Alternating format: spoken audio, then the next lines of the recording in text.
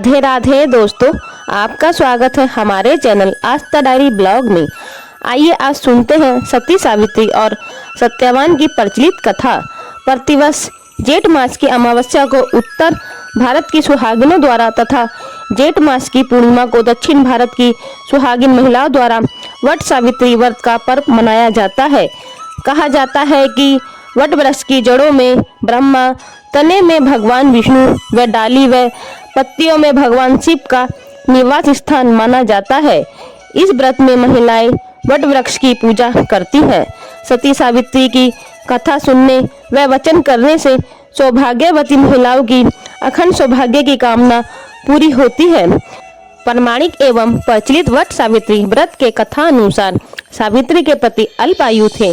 उसी समय देव ऋषि नारद आए और सावित्री से कहने लगे कि तुम्हारा पति अल्पायु है, आप कोई दूसरा वर मांग लें। पर सावित्री ने कहा, मैं एक हिंदू नारी हूँ, पति को एक ही बार चुनती हूँ।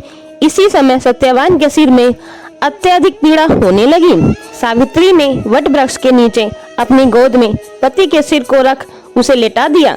उसी समय सावित्री ने देखा अनेक यमदूत के साथ यमराज आ पहुँचे हैं।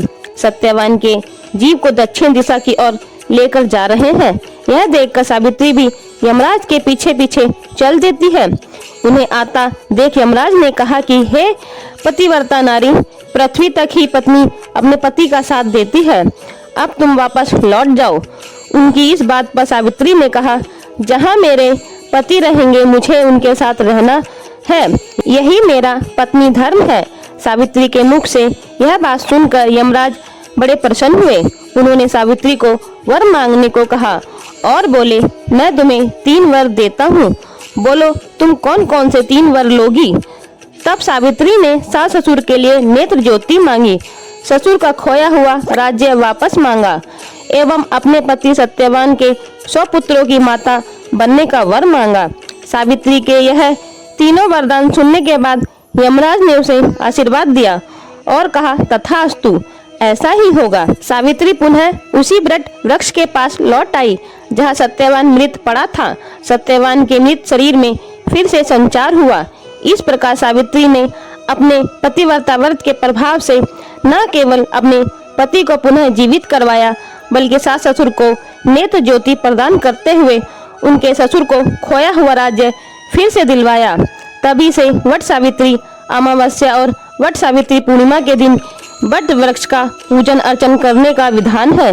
यह व्रत करने से सौभाग्यशाली महिलाओं की मनोकामना पूर्ण होती है और उनका सौभाग्य अखंड रहता है। कथा का सार यह है कि एक निष्ठ पतिपरायण स्त्रियां अपने पति को सभी दुख और कष्टों से दूर रखने में समर्थ होती हैं। जिस प्रकार पतिव्रता धर्म के बल से ही सावित्री ने अपने पति सत्यवान को यमराज के बंधन से छुड़ा लिया था। इतना ही नहीं, खोया हुआ राज्य तथा अंधे सास ससुर की नेत्र ज्योति भी वापस दिला दी। उसी प्रकार महिलाओं को अपना गुरु केवल पति को ही मानना चाहिए। गुरु दीक्षा के चक्र में इधर उधर नहीं भटकना चाहिए। अगर आप लोगों को मेरी ये स्टोरी अच्छी लगी हो तो मेरी वीडियो को लाइक, कमेंट और शेयर कीजिएगा और मेरे चैनल को भी सब्सक्राइब जरूर कीजिएगा। बोलिए जय श्री कृष्ण।